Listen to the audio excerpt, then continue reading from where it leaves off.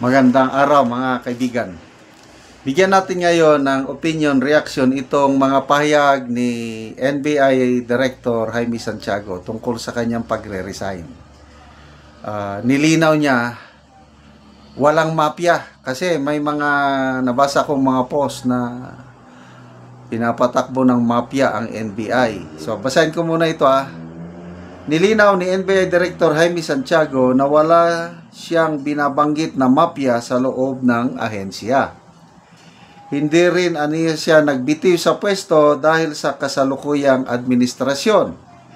Samantala, mananatili si Santiago bilang direktor ng NBI hanggang sa may mapili ng kapalit ang Pangulo. Okay, so pakinggan natin ang matino, malinis, sayang. Siya pa naman ang mangilan-ilan sa mga matitinong opisyal sa gobyerno. Siya pang umalis.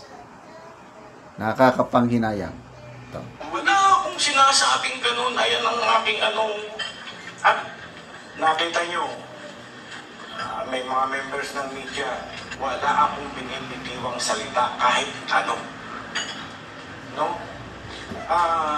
Ayan na lang. Kung ano yung nandiyan sa aking resignation, yan po yun. Hindi ako umalis dahil sa lilinawin ko to, andyan ang media, lilinawin ko to. Hindi ako umalis dahil sa ayaw ko na sa administration. I salute the President, I salute SOG, I salute leaders. Wala po sila sa atin, wala silang inutos na illegal na gawin natin. Free hand ako. Nakita nyo, nakakapagtapon ako. Free hand ako. Tapong ko to, ilipat ko to. Free hand ako. Nag-ooperate tayo. Walang nakikialam at wala akong masasabi sa ating Pangulo. Napakabait talaga niya. Tignan natin, itong buong linggo na ito, kung mag-a-action na si Presidente, kung may mapili na siya, sige. Pero hanggang walang words, walang napipili, walang I will still perform my duty. Yun ay bilang respeto.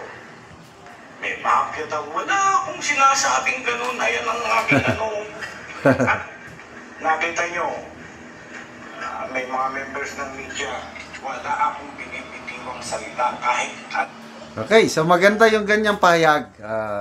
In fairness sa Pangulo, wala siyang hinanakit o ano lang, yung nakalagay sa resignation letter niya is may mga naninira sa kanya, yung interesado sa kanyang posisyon. Okay, magbasa lang tayo sa mga comments . Okay. July 31, si Boying Rimulya Trillanes. Medyo masama, hindi ko basahin. Joel Asuncion, bakit naman ikaw ang kailangan ng Pangulo at kailangan ng bayan? Just stay po, sir. O nga, nakakapanghinayang. Mangilan-ilan lang ang katulad ni Director Santiago na integridad. Nandyan, napatunayan niya na, pulis pa lang siya. SPO4 Santiago, ginawa ng pelikula, sino bang si Bong Revilla ata. Nakakatuwa yung mga ganitong Sila pang umaalis. Ano ba yan? May nagsabi, Leia Dichi, Jaime Santiago, Senate 2028. Wag na. Magpahinga na lang po kayo, Director Santiago. You deserve rest with your family. Reniel Navarez. Ayan, baka hindi nyo pa rin maintindihan. Tagalog na yan. John Jamias, yan ang taong may dignidad, hindi katulad ng mga magnanakaw na politiko sa gobyerno. Kapit, tuko, todo sipsip. So, sino kaya ang pipiliin ng Pangulo na kapalit niya? Dapat yung kasing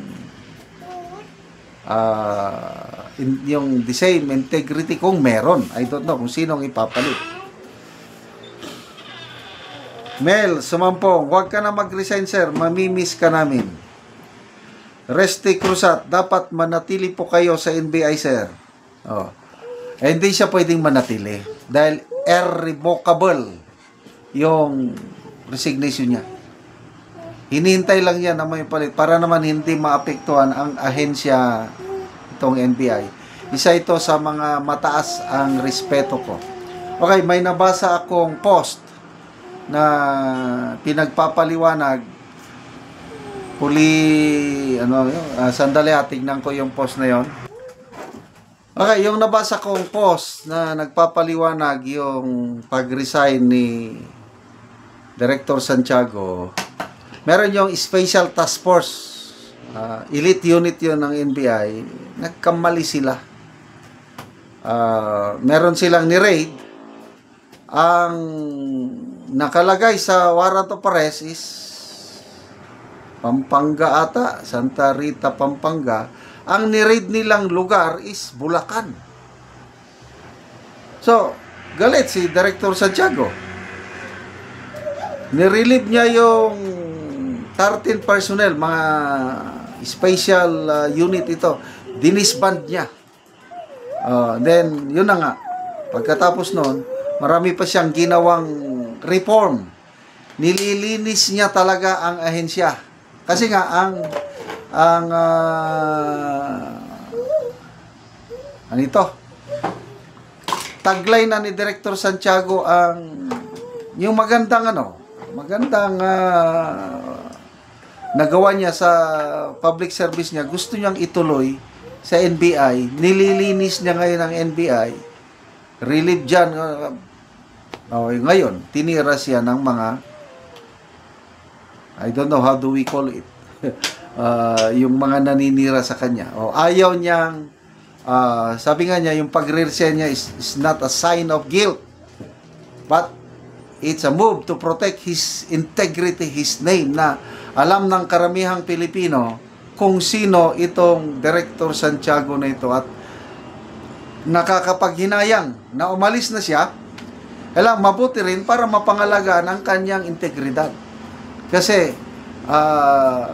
ulitin ko, bibihira ang katulad ni Director Santiago, naging police, naging prosecutor, naging judge, at ngayon NBI Director. Sana makapili ng Pangulo ng kasing tulad niya na may integridad.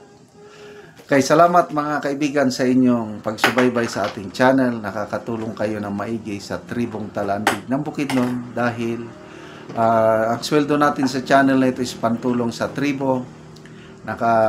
Namimigay tayo ngayon ng mga livelihood assistance, nagpapatanim ng saging lakatan at Arabica coffee. Panoorin nyo ang video na ito.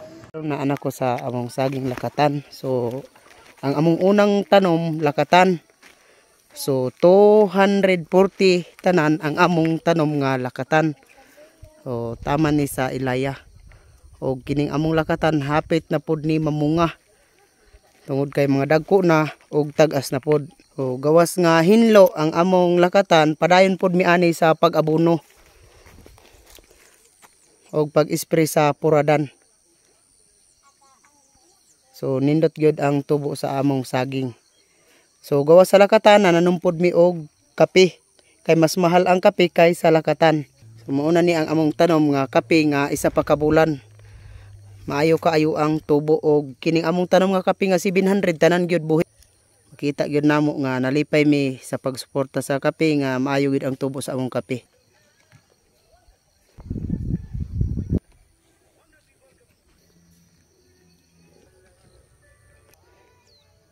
So isa pa ka bulan ingon ani na gyud ang itsura sa among kape. Og amo na pod ning giabunuhan ang among kape. Og karon mo pod ni giluwagon sa among gitamnan sa kape namo nga 700 ka punuan. So luwag yun kaayo. Gawa sa lakatan naapod among kape kay nagtuo mi ani nga makahuas mi ani sa kalisod sa dihang panalanginan mi sa Ginoo nga makaharvest mi niining among mga tanom. So salamat gyud kaayo sa nagatanaw sa video ug labi na sa Ginoo nga mo'y naghatag sa amuha og panalangin nga kami makatanom. So salamat kaayo and hinaot mi nga magpadayon ang inyong pagsuporta sa amo aron mahawas mi sa among mga kalisod. So salamat and God bless.